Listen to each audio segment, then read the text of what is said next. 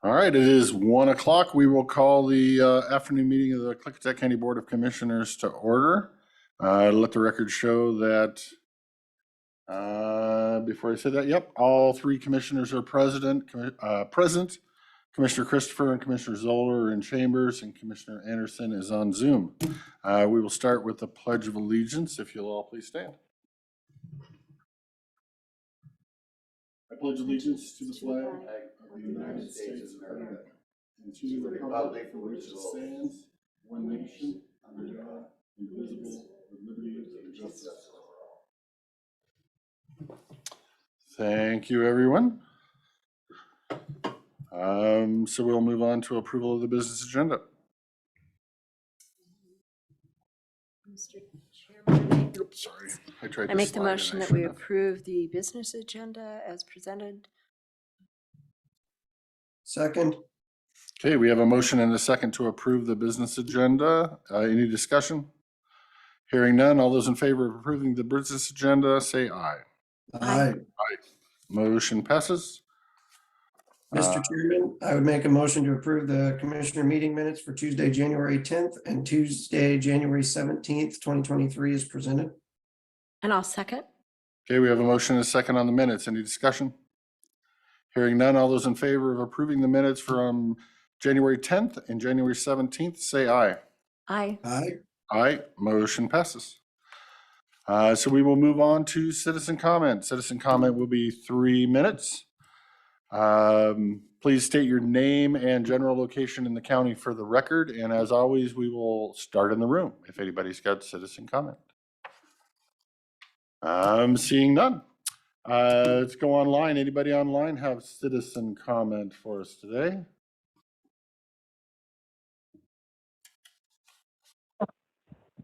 (0088) You unmuted yourself. Please give your name and location for the record. Do we have the stopwatch? Yes, Delmer Eldred, Goldendale. And I'd like to comment on why we need a constitutional county. There are 950 bills being presented to the legislature in Olympia, and many of them have to do with legislating the First and Second Amendment out of existence. And we have a power-hungry dictator for a governor, and he would love nothing more than not having to deal with constitutional rights and freedom to get his way when he wants to enforce unconstitutional mandates and place more control on people's lives. The way to stop government overreach is to enforce the rule of law. The county is the natural level for citizens to make sure that the government continues its original intent to uphold the Constitution. And I just cannot see why any elected county official would not be wanting a constitutional county resolution. And you have to ask, what part of the Constitution are they afraid of? And basically, when you look at a constitutional county resolution, it states that the county will not set forth any assets to support state or federal interventions that are contrary to the United States or the Washington State Constitution. So I guess the answer is, if you're against a constitutional county resolution, you're not serving the citizens, you're serving the state. And I can't see what the problem is that people that are elected and say they are pro-Constitution have an objection to making a county declaration that we will be a county constitutional county. I don't understand why you have a problem with that. What you have to question, who you question the Constitution or you question your popularity, I don't know. But anyway, that's all I have to say. Thank you, Mr. Eldred. Looking back in the room real quickly, seeing no hands. Back online, anybody have a comment for the Board of Commissioners today?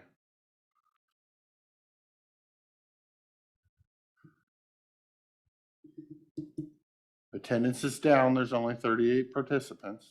Half of them are county employees, so not many there. Anybody have comment? Anything that has to do with the county?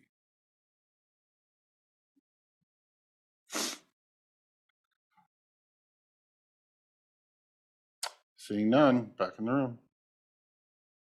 Back online, back in the room, back online. All right, I'm sure there will be more as we have a good another 20 minutes to go. If you have comment, unmute yourself, raise your hand, do something to get our attention and be recognized by the chair, and then we'll provide your comments. Until then, we will look at bills and vouchers, and I will read this fine document I got this morning. And by all means, if you guys see somebody, holler at me. Is that public? What's that? Is that document public? Oh, Oh, I get what you're doing. Never mind. no.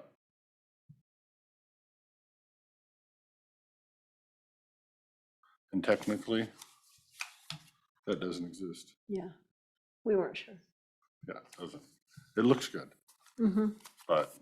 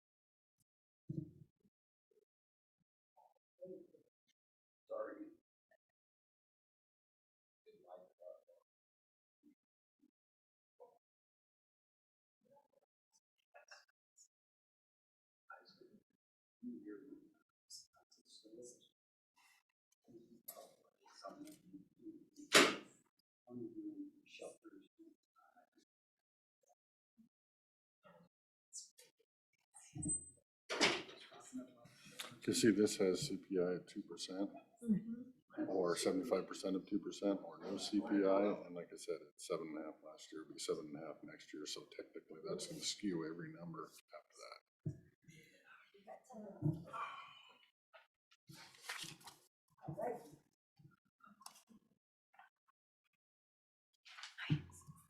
Howdy.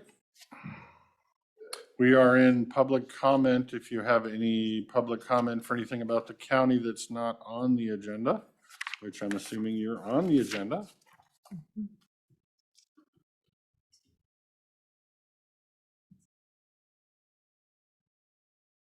And we are in public comment until 1:30. So if you come up with something before 1:30 for public comment, let me know.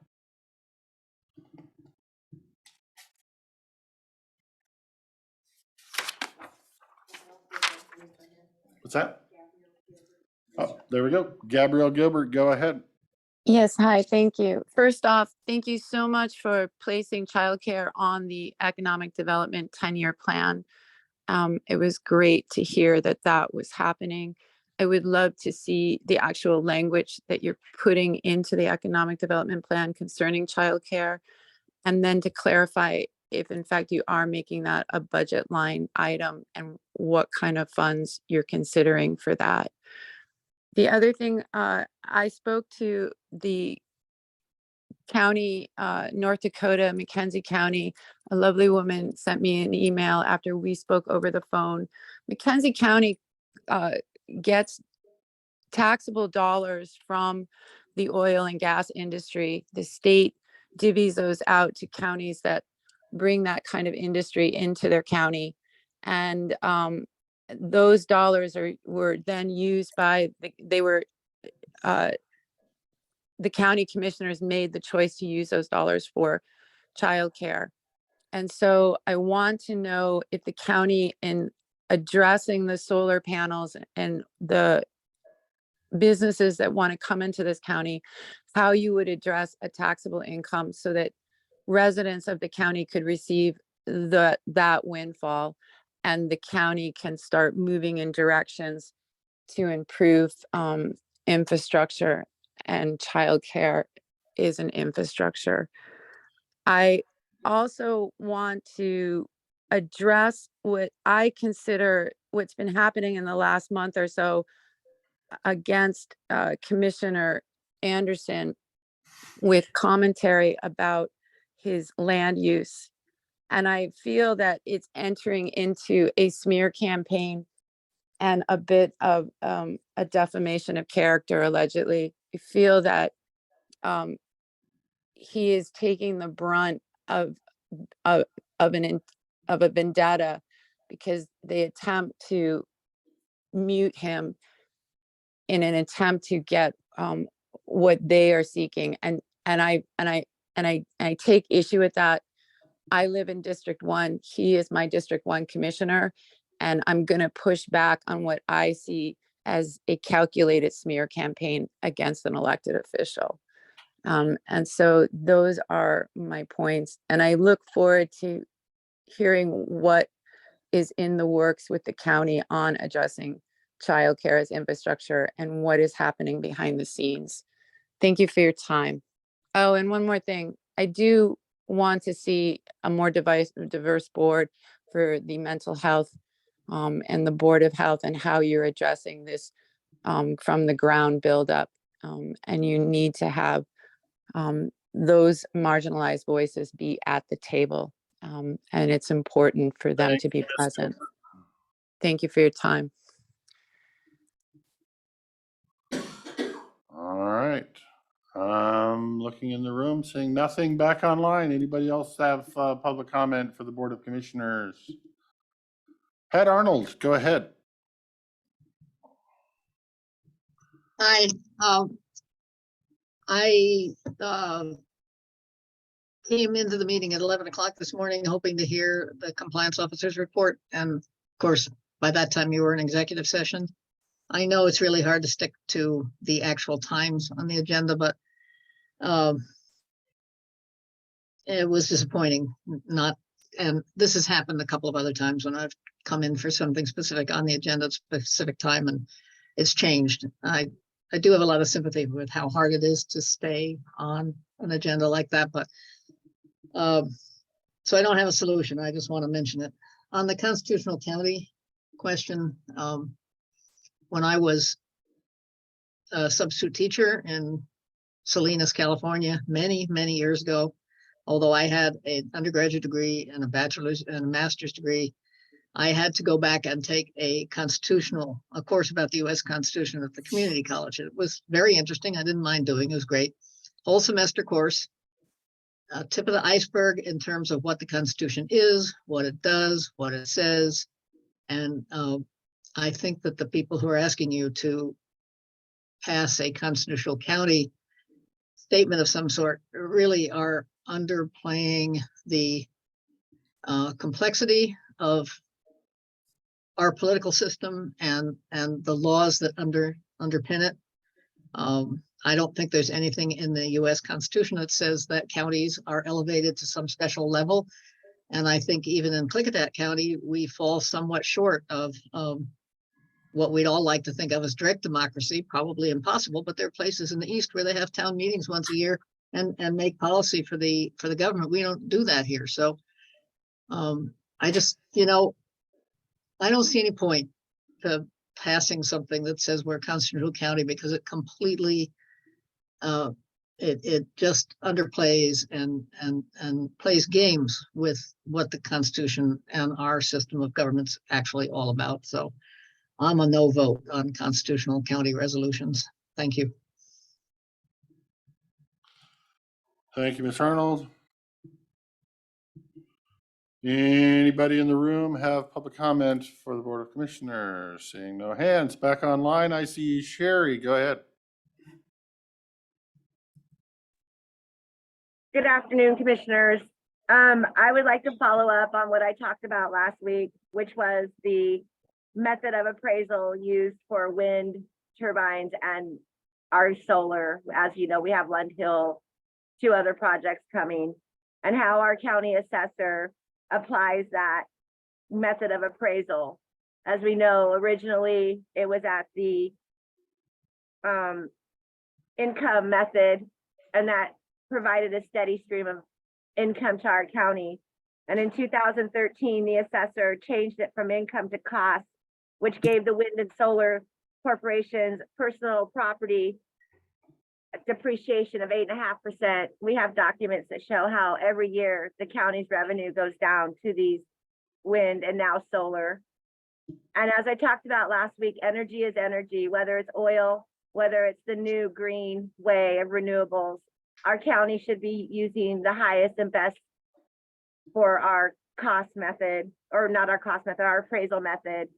And I know that this has been talked about ad nauseum. It's been said that the county can't switch it back.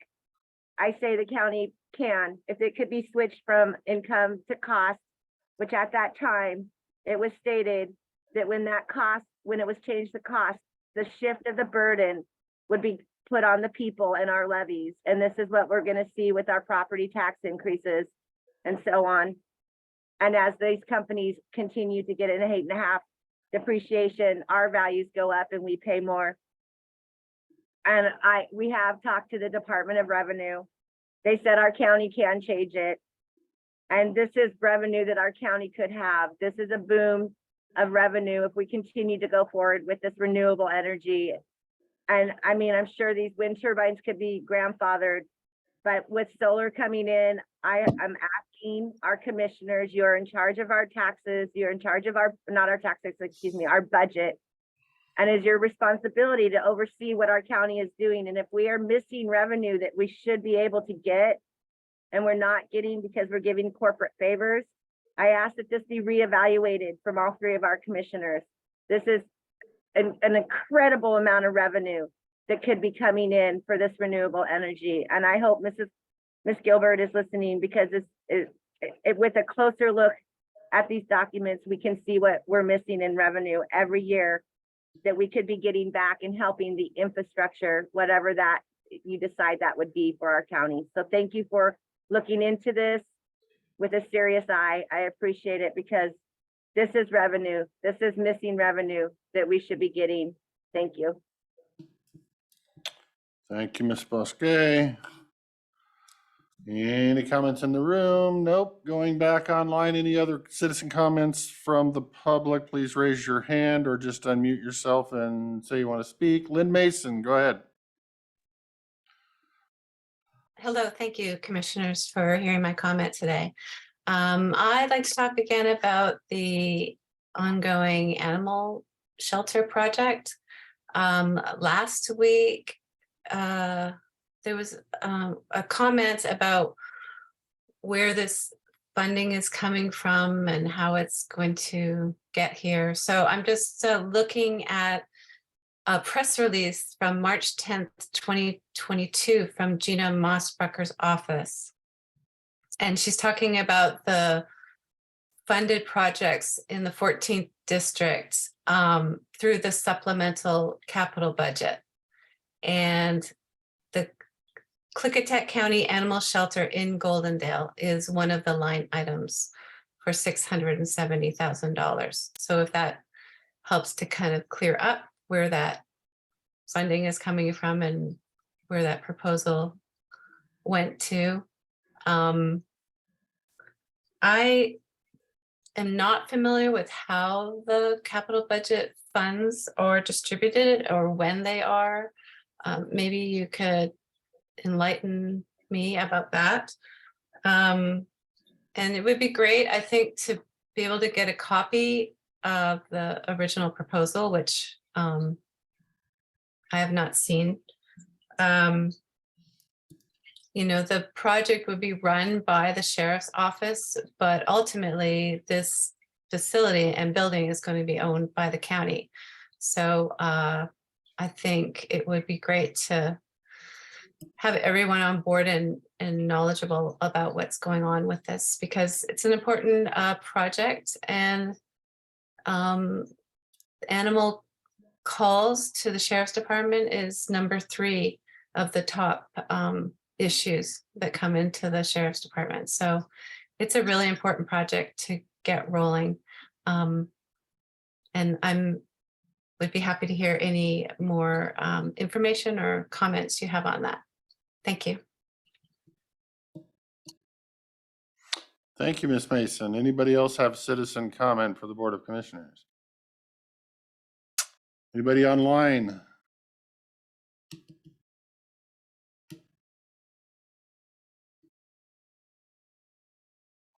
Not seeing any. We've been through most of the regulars, still missing one.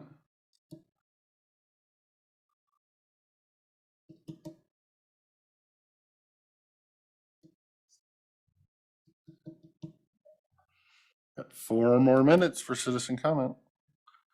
Might end early since we usually run long in our responses. Okay, please come forward, sir. Name and location for the record, please. Thank you, Chair. Dave Barta, Goldendale. I dropped off some written correspondence, I think, maybe yesterday, I don't know if you caught it, regarding House Bill 1333, which on its face intends to control violent extremism. However, it includes elements, including data recording and making judgments about, eventually in the end, I believe, people's right to associate. In my own experience in life, one of the reasons I became interested in politics, I'm not actually interested in politics, I'm interested in governance, is because one generation ago, my family was on the wrong side of the Iron Curtain, a lot of them. And I will never forget the day in 1985 when my dad's cousin was sitting on our deck in Redmond, Washington. Ronald Reagan was the president of the United States. It wasn't really a time when people worried about the government looking into their affairs. But when his cousin Vlasta said, "Komunista bdinad kazdim nasim pohibam," and shrunk her shoulders and dropped her chin as she said it in my parents' home, she said the communists always watch over us. It was an Iron Curtain country at that time. Her husband Blahush was the same way. He'd lost his mechanics business in the early 1950s when the Soviets took full control of Czechoslovakia. And so it matters to me a lot that people are involved. It matters that we have good governance. It matters that we watch bills that on their face value might have a good intended purpose, but down the road, as we all know, Washington administrative codes are written and certain initiatives are run under the guise of a public health menace, they can be changed. And we have seen too many instances in the world where small things became big things and it hurt a lot of people. There's been a lot of discussion about whether we are or aren't going to be a constitutional county. I don't really want to talk about that in the current framework of that, but one way I believe the commissioners can demonstrate their interest in and devotion to the constitutional rights is maybe advocating some way for House Bill 1333 to be stopped, either before it gets out of the Senate. I don't know if it's out of committee right now. I encourage you to read it. I gave you a copy. As far as I know, it's all the text there is. So I just think it's a chance to demonstrate that desire to preserve the constitutional rights that people have, especially in light of the fact that a lot of people, even in my neighborhood, have come from countries that don't have them. So thank you for your time. Thank you, Mr. Barta. Good testimony once again. It's 1:24. I think we're gonna jump a minute early to board responses. Do either of my seatmates want to start with responses? I'll start. Constitutional. We've talked a lot about it, and each time it always comes back to the fact that we are constitutional individually and as a county.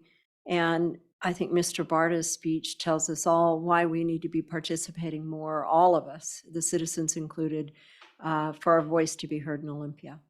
Once those things get into place and creep forward, then there we go. And that's a very important thing to work on. I can tell you, we had several conversations already this morning about different bills that were coming up, and we participate with our lobbyists and WASAC going to Olympia on Mr. Christopher's behalf, going up for us, coming back with information and trying to learn what all of those massive amount of bills are coming forward and how we can sort through them and what we can push back on. The commissioners work on that every week. So it's an important thing, and that even relates back to the questions about taxation and solar and wind taxation today. There's new bills out there that even if our assessors are doing the best they can under state law that they have to follow, there's new things coming every session trying to get better and better deals for the big corporations, and we have to push back for our county. Is that it? Thank you. Thank you, Commissioner Zoller. Commissioner Anderson, do you have anything?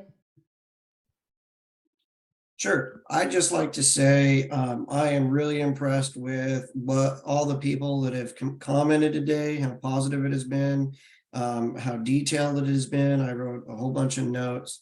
I'd start with Miss Arnold. I'm sorry that we were ahead of schedule, but that's why we record this meeting, and you can go back and watch exactly all what was said with regards to code compliance this morning. Thank you, Commissioner Zoller, for touching on the constitutional county, as well as Pat. And to Ms. Gilbert, thank you as always for keeping childcare in the forefront, as well as speaking on my behalf. And so thank you very much. And then with regards to Lynn and the shelter project, I have not seen the original proposal either. And so hopefully we can get a copy of that, and we will be able to transmit that on to you.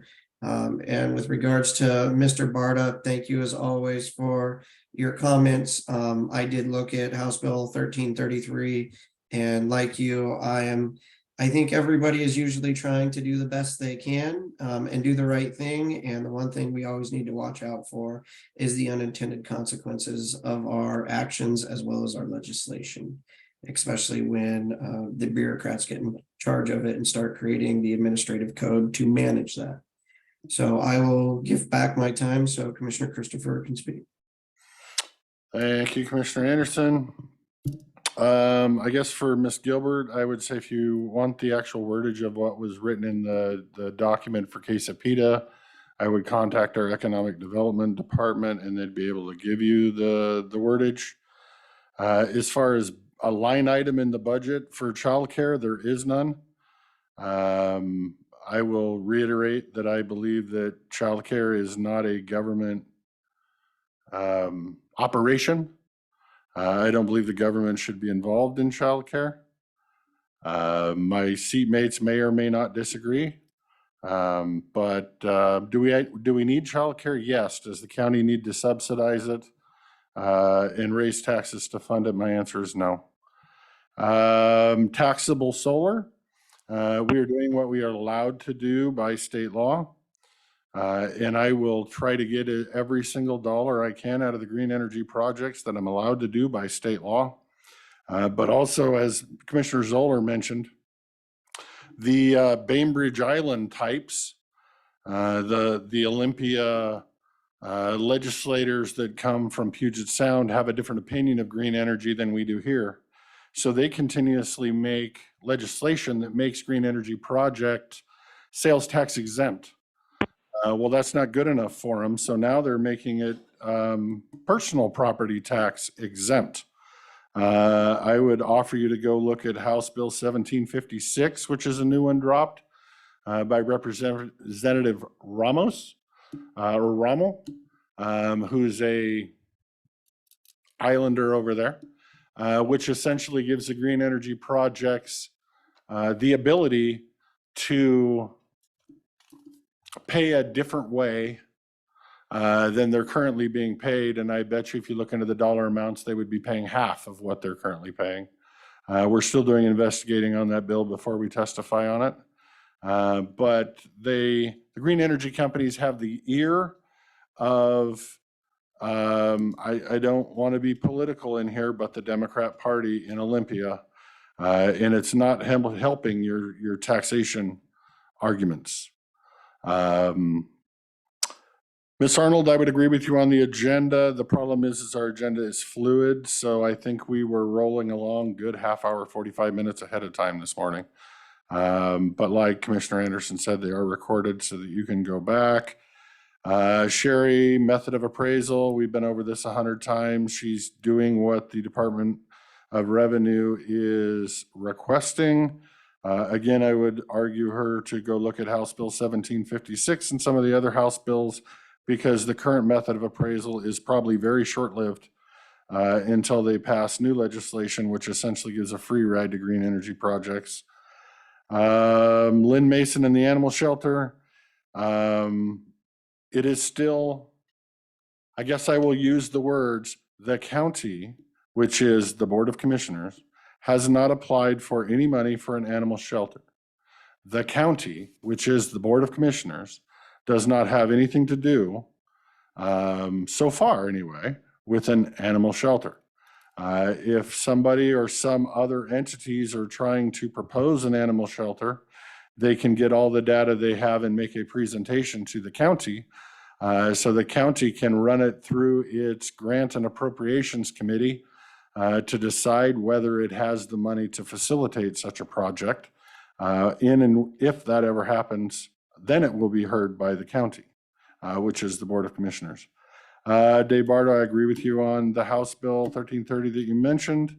I believe as these bills start rolling along, this Board of Commissioners is going to take a little more active role in issuing papers, supporting or opposed to legislation, giving testimony, supporting or opposed to legislation.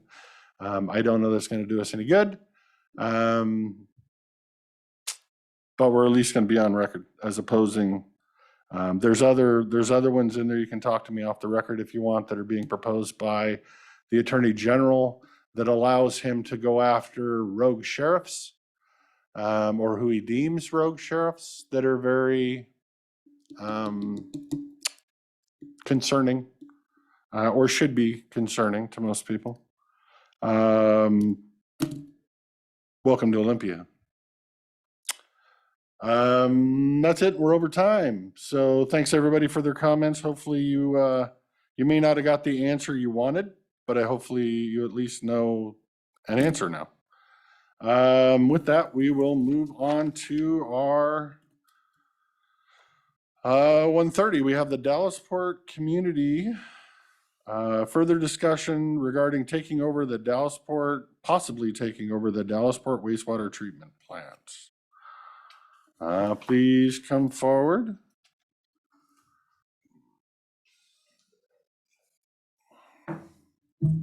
We did not get an agenda or anything from you, so we really have no idea what we're doing here. I'll explain it all. I'm going to start out with what we're really coming up to do is turn in some more FOIAs, some more requests for information in this county and for the county. So right, but we don't. I guess I would say technically I can't tell you you can't turn in a FOIA during this time. yeah, I would just say that we don't normally put people on the schedule to turn in a FOIA. this one's yours. It opens up a Pandora's box of Pandora's boxes. So anytime you have a public records request, just email it in, call it in, whatever you want to do, and to whichever, and then we'll delegate it to whatever department needs to fill it out and get it back to you. All right. Moving on. All right. I don't know if you want to hear a little bit of history on this or not. That wouldn't be a bad way to start. Leo, you want to do Gotta it? figure out who's barking. Who needs an animal shelter online that's barking at us? It isn't Daisy, our dog. Right? All right. Just to give you an idea of who we are and what we're about, we call ourselves the Dallasport Community Deliberative Assembly. Back in August 16th of last year, the council came to our community council and give a workshop that kind of really spelled out where we were standing with our Dallasport wastewater treatment facility. And that generated some interest, at least amongst us, and we decided that we needed to look into possibly taking it over rather than assuming what you're saying and what's written in the contract 11008, that the plans originally 20 years ago was to turn it over when the bonds were paid. And so we started looking into it with the first batch of FOIAs that we turned in, and got them on the 11th or 4th of November, and have been looking it over pretty solidly. But what we found was that the latest piece of paper that we got, a released document that we got, was basically 2015, the supplemental agreement that KPUD and the board took up. And previous to that, it was the 2008 contract. So in order to be in a position to know what we're talking about, we're hoping to get some more. So that's what we're turning in more of them for, so we can get some up-to-date stuff. And what I have included in your packets are two different memorandums. One is actually because part of the FOIAs were really contractual, that in discussion with our community council, which I'm a member of, we chose to ask, because we gathered up on a Sunday afternoon, a group of people, I think 11 or 12 individuals, and went through everything we had on record, including the flash drive that we got started in 2019, which probably wouldn't have anything to do with what we're talking about. So what we're saying is we didn't get any of that kind of information that contractually was written in there. So the council has asked us to deal with that. So that's one set of them that's coming in.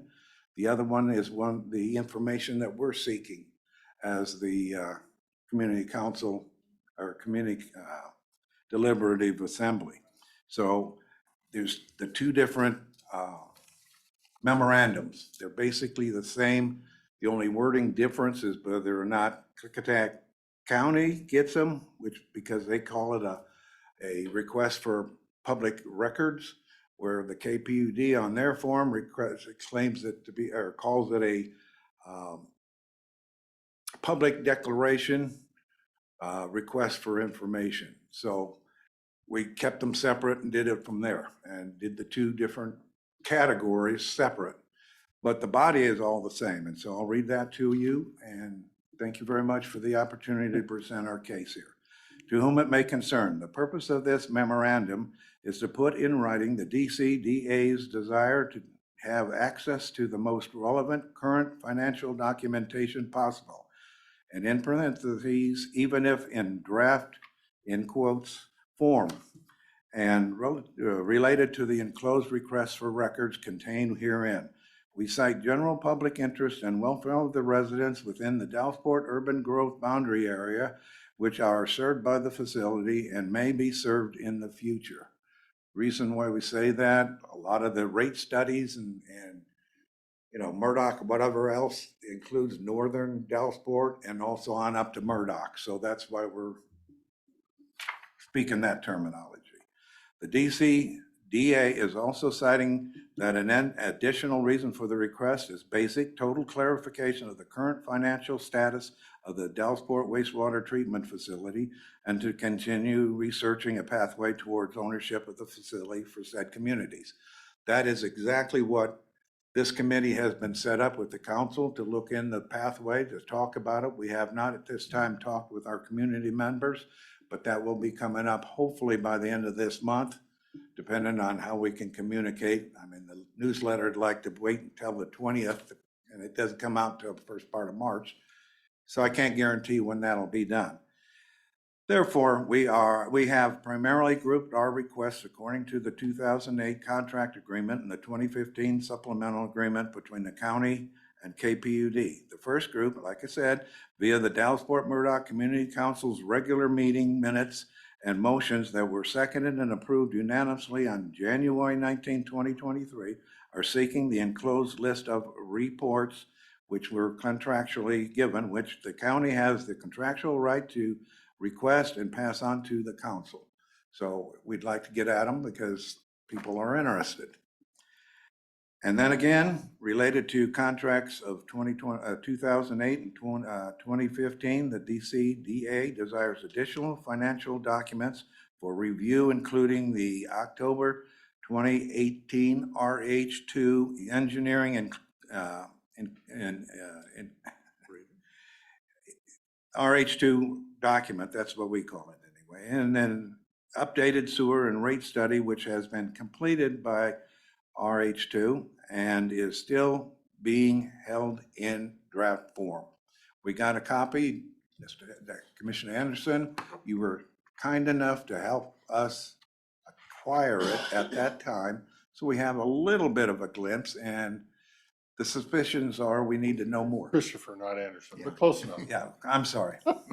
It's, you know, we're not wanting to take a lot of your time. So that's basically what we're doing, what we're updated with. And we'll try and entertain questions if you have any. I don't know that it's still a draft, isn't it? Because we haven't come to conclusions on what projects are getting done when and where and. And yeah, I know we're still working on the rate adjustments and everything that thought we were gonna start in January 1st, haven't been done yet. Have you guys looked into the process of what it would take if you were so interested in acquiring this? I mean, I would imagine you would need to contact an attorney and set yourself up as a Yeah, we have done a very, district very, and, okay. I have looked into what it will take to go 'Cause beyond. I have no idea. Yeah, go beyond. I have looked into it and what we can do about getting help to make it happen. You're just looking for the financial part of it first to find out Yes, whether and that's you're, really all our committee is, or our assembly is. I hope it works out in your favor, because then you could take over before I have to start the next loan, which will Well, be coming for We'll have multi-million to dollars. discuss that, but we, you know, we're still in ancient history in our research, so Okay. we'll be glad to talk that out with you. So really, it Sorry to interrupt you, I mean, you're having to do FOIAs. Has it not been an open line of communication with staff? absolutely, it's been everything we got. I probably gone through we're in our 7th ream of papers, publishing it and all. The clerk has done a fantastic job of giving us, like I said, ancient history, which goes ways back. All stuff that documentation wise, and that's why I'm printing it and all that, creating folders and binders and everything with it. Because if we do move forward and it does happen for us, it'll be information we'd pass on anyway. So it has not been our waste of time. Well, There are- in documents, or a FOIA request is only for documents we created, not documents that somebody else created that we might have. I know, but So technically, yeah, you're doing it right. You're checking the PUD over there too. yeah. For any documents they created. And I only brought them up for you guys because as partners to the agreement, I think basically if one isn't willing to, what happens? Why shouldn't the other? You know, that's basically the problem. We've had other issues in Dallasport about getting documentation from the KPUD. So not only are we requesting it and going this route, but I also mailed that yesterday here in Goldendale with both a certified mail and a signature request return. So Don't feel bad. only other, what's that? I don't even return my phone call. Well, the only thing we cannot at this point feel like we can adequately say, we did everything we can, but there is a possibility that they refuse to sign it and send it back to us. So that leaves us with this avenue. Right. And that's, I would imagine there's time for you guys to figure it out. There's time for us to figure it out. oh yeah, I don't see any potential transfer or sale happening lickety split. And I don't see any transfer or sale happening non-ethically. I Why wouldn't I'm want to sitting have here. to hold my breath for it. Let's put it that way, okay? Not why I'm sitting here anyway. I agree. So, And really, Dan, what we want to do is go before our body and really before we progress like you've asked, right. we get their support. Once we get that support, we'll come up one more time, probably with, I'm figuring on 3 petitions, with what we've discussed. One from the ratepayers that are within the service area. Another one would be North Dallas because they're within reach, basically, of the system. And then, of course, the Public Works, KPUD has done the rate studies in Murdoch. So that's an option. That's all in that urban growth boundary area. So we're trying to be up to speed with all that, but using history from, Right. 2002 kind And of. you have to have all the financials to make a sound financial Yes, decision. absolutely. And that's what we're requesting. Yep, that makes sense. If you have a hand up, you need to come to a mic somewhere. Grab a chair, pull it forward with these guys, whatever you want to do. I'm assuming he's part of you. Yes, he is. Okay. I don't know if that one's even on. And I've included in the packet for you. Tap Dan. it, see if it comes on. No. There we go. Okay, yeah, real I'm quick, Robert Brown. Hang on a minute. I included a 2023 roster that includes Dale Miles, Robert Brown, Leo Walton. He's our meeting chair. He's a on the regular. meeting I've seen mouthpiece. him. I don't know that I've seen you guys before. They're kind of quiet, but they do have a lot to say, and they have been a lot of help in doing this stuff. So thank Okay, you very good. much. Go ahead, Okay, sir. go ahead, Robert. Okay, I just want to make a little clarification. According to the supplement agreement between BOCC and Klickitat County PUD, Article 9 signifies reports. According to this contract that you guys are operating under, or the treatment plant's operating under, there's section 9.1 monthly. KPUD will provide the county with a summary of billings receipts and current accounts receivable balance, supporting documentation in the form of a detailed account billed and account payments will be provided. Article 9.2. Monthly, KPUD will provide the county an operating statement showing revenues, expenses, net operation. Additionally, a reconciling area of the report will show KPUD costs reimbursed by the county and resulting ending funding balances. 9.3. Monthly, KPUD will provide the county with a copy of Department of Revenue excise tax report documenting payment of Dallasport WWMO excise taxes. 9.4. Quarterly, KPUD will provide the county a report listing from the general ledger system showing all revenue and expense postings to support the operating statement. 9.5. Quarterly, KPUD will provide the county billing detailed documentation in the form of screen prints of at least 5 random customer accounts. 9.6. By March 31st of each year after the effective date, KPUD shall furnish annual reports for the facilities upon request by the county to the Dallas Port Community Council. The Port of Klickitat and/or the county annual reports shall include reports submitted to the state agencies or other regulatory agencies and such other information as the county may request and which KPUD can reasonably produce. All we're looking for information is some of these reports that you've actually supposed to be getting according to the contract that was signed with KPUD. That is the current information that we need to be able to inform the community of what's going on so that the community can make an opinion on whether to pursue this or not. And that's pretty much as simple as it gets, I'm assuming all these documents or reports that are supposed to be submitted to us, you've public record request them with the PUD as well, right? Yes, That's sir. what's Because they're documents they created. Yeah, yeah. Yes. And- And these are documents that, according to your the contract, they were required to submit to you during these specific time periods. They Well, I'll didn't- be curious if they did. Didn't really require Thank you you. to do it, but it give you the Putting permission. it on.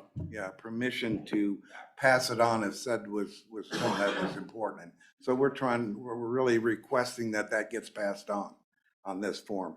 And the packets that I have done for individually for the 3 commissioners is all the paperwork that we've included and talked about without adding the extra for the actual forms that we filled out. But the list, they are listed, and it's all exactly like that on the list. So Okay. that's going to be easy for you to review, see what we're talking about. Perfect. Any questions from my seatmates? No, not me. Okay, Mr. Anderson shaking his head no up there. Okay, well, I we think thank I'm you for good. the opportunity to come before you. Perfect. Thank you, gentlemen. I look forward to seeing what you turn up. Perfect. Can't ask for anything more. Because I don't know the answer to any of it. We'll see how it happens. Right. It could be interesting. Okay. All right, unfinished business. I would take a motion on the consent if there was one. Mr. Chairman, I would move to approve the consent agenda with all 8 items. And I'll second that motion. Okay, we have a motion and a second to approve the consent agenda with 8 items. Is there any discussion? Hearing none, all those in favor of approving the consent agenda say aye. Aye. Aye, motion passes. And moving on. Yep. Mr. Chairman, I make a motion to approve accounts payable warrants in the amount of $214,076.94 for the date ending February 6, 2023. Second that motion? Okay, we have a motion and a second to pay the bills. Any discussion on that? You- I had a second motion, I'm sorry. Oh, go ahead. Do you combine these? I'm You sorry. usually take them separately. Okay. So what was the date of that bill? February 6, 2023. Okay. And a second motion to approve accounts payable We'll do- warrants. We'll do them one at a time, Okay, just so I don't get them confused over Okay. here. Is it the same date or different date? same date. You still want separate? Okay, you still want them separate? Yes. Okay. Okay. Okay, we have a motion and a second to approve the bills for February 6th. All those in favor say aye. Aye. Aye, motion passes. And a motion to approve account payable warrants in the amount of $58,377.47 for the date ending February 6, 2023. I will second that motion as well. Okay, motion and a second. Barring further discussion, all those in favor of paying this section of bills for February 6th? Say aye. Aye. Aye, motion passes. Never thought the bills would be exciting, but they got exciting for a minute. Any unfinished business, new business, board pending? I know we wanted to talk about that one piece of legislation. If you're still interested in House Bill 1756. Did you both get a chance to review it? Yes. Yeah, I was, it was not what I thought it was. The one I was thinking of was a different bill than that one. This one is coming out of a likely source that has me very concerned. Obviously, if you didn't, Mr. Rommel is the one that has been pushing all of the solar stuff the last few years. The stuff I testified against last year was all sponsored by Rommel. He seems to work hand in hand with green energy with the governor and the solar companies who the ones I've talked to are out lobbying to make sure they get their best interests. So yeah, quite concerning. Glad you looked at it, because when I was looking at the names on it, I was like, what? Mhm. Yeah, there are a couple of the names on there. I guess I would say are known for getting on bills so they can negotiate away that bill and get their wording put on a different bill. And that's what the names, 3 of the names that are on here, that's what I was assuming. Until I started, because like I said, I thought it was a different bill. But then reading through it, it's like, oh no, this is a PILT-like scenario that does, it will work out really well for solar, because I'm sure when we do the math, they'll be paying at a way lower rate. And then of the rate that's paid, the county only gets 42%. The tribes get 15% or 12% or something like that. So it'll be new money for them. And so some people will be very happy about it. And then the taxing entities that are used to getting the money are not going to be happy. Yeah, that was one of my questions is where do the fire districts come into this? Are they supposed to come out of the county portion? Like, it doesn't make any sense. Yeah, I think essentially what they did is they took the county section and gave part of it away. Well, they made it smaller by allowing this because they're only going to be paying $80 per kilowatt per month. No, per megawatt. Or per megawatt, which you look at a Lund Hill at 150,000 megs or 150 megs, they're 12,000 a month or 144,000 a year. I can't imagine that they don't pay more than that now. And then we only get 42% of that, or $60,000 in county taxes off of, say, Lund Hill. They would pay $60,000 a year. Now, if we got to divide that amongst the fire district and the hospital district and the EMS district and the schools and yeah, no, that's pretty chump change to me. Well worth it, not. Yeah. So I guess the discussion this morning was, do we want to see if Billy and Jen can look at, like, we can look at Lund as an example and do a cost analysis of what we would receive in the next 10 or 15 years in taxes under the cost-based method versus this method, and see where that would run out. I don't know that I need that much information or employees to work that hard to give me a 10-year average.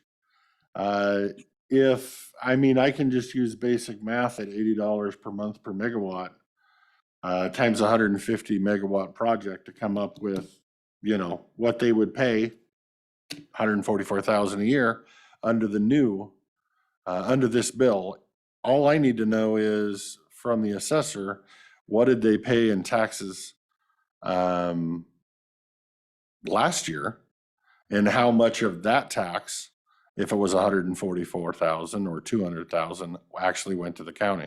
And then you can do that and just kind of apply a CPI to it and give a best estimate to know whether we're about to be screwed or not.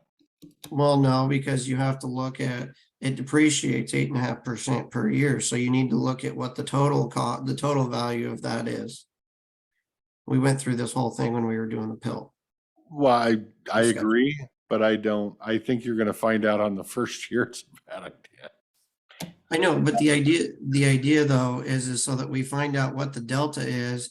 And if we are going to look at this, because there are some benefits of doing this, because when they build it, then it doesn't go on as new construction. So there's no depreciation. It doesn't roll off. It doesn't get transferred. And so what should that number be per megawatt if you're going to keep it the same, or you're going to get some benefit to the counties? And then we still need to think about the junior taxing districts. Right, but I'm fine with getting all the numbers, but I think where this is arising is last year when we were trying to get them into a PILT, which would save them a little bit of money, but give us a steady revenue stream. They didn't like that at all. And instead of fixing that legislation on PILT, they came together with this. So my take on it is going to be, this is going to be way more beneficial for them. And the other negative for us, in all reality, whether it's a PILT or not, is you don't get that new construction bump. The other budgets, the junior taxing districts don't get the new construction bump. And I understand the pros and cons of the new construction bump, but the new construction bump is the only thing keeping government agencies able to pay their COLAs.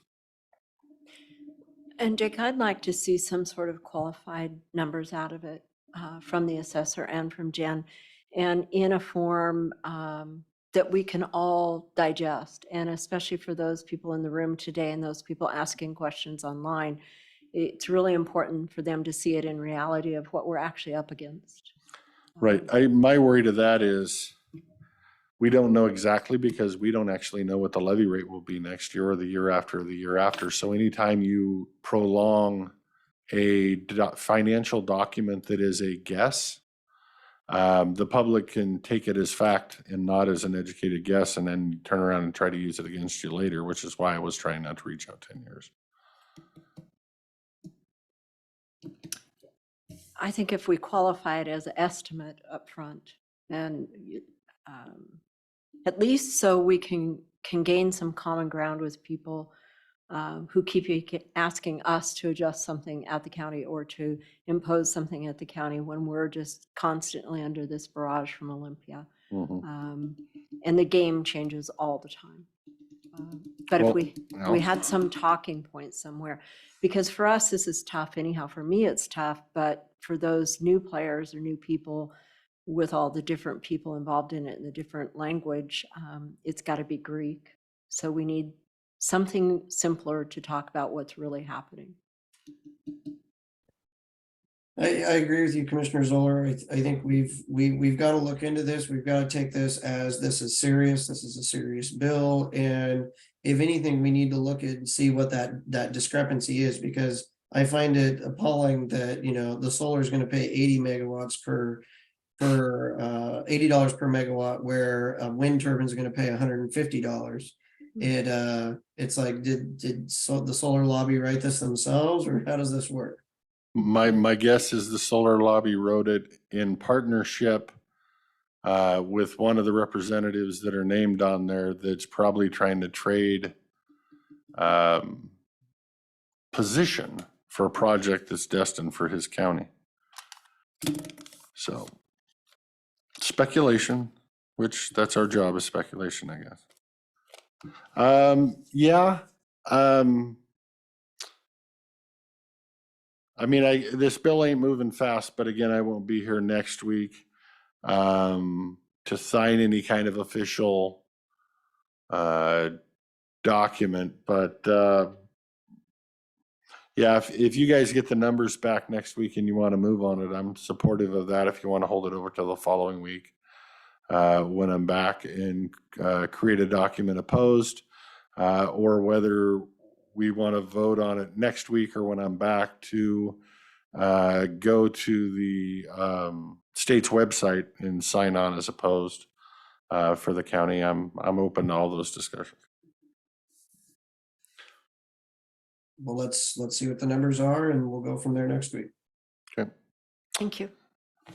All right, that was a fun conversation on that one. I would also add, as we're moving along, to not that we're in a dire hurry for things like the House Bill 1330 or some of the other Bob Ferguson legislation, but I think I'm going to be in favor of signing up as opposed to some of that.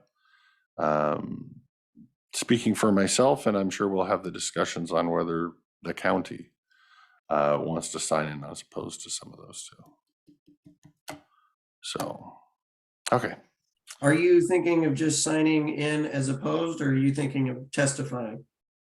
It can be either way. If we're doing it as a resident slash commissioner is one thing, but if we're speaking on behalf of the county, we need to make sure we're speaking on behalf of the county and we have support of the other members.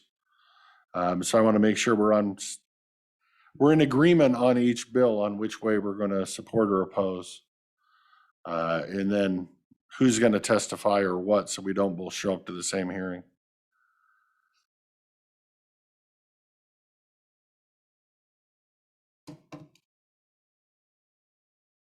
Must have clarified it. Anything else do either of you have for the good of the order, or are we adjourning super early, which might be the fastest I've ever heard us adjourn? The quicker we get out, the sooner I can get over to the courthouse or the Capitol. Oh, that's right. You're up there today. I was trying to remember where you were. I'm in Salem today. Olympia tomorrow. Lucky you. I'm Well, in we got a Golden big Dale green- today and Washington DC tomorrow, so. Enjoy your trip, sir. Yeah, right. Yeah, lovely. All right, with nothing else, I would entertain a motion to adjourn, no, noting that no workshops. I'll second that motion. I guess I'll move it then. Sorry, I did it backwards. All right, we have a unorthodox motion and an unorthodox second. Any discussion on adjourning the regular meeting and taking it up till next week? Hearing none, all those in favor of adjourning, say aye. Aye. Aye. Aye, motion passes. Have a great week, everyone. Yep, you too. Fight the good fight for us down there, sir. You betcha.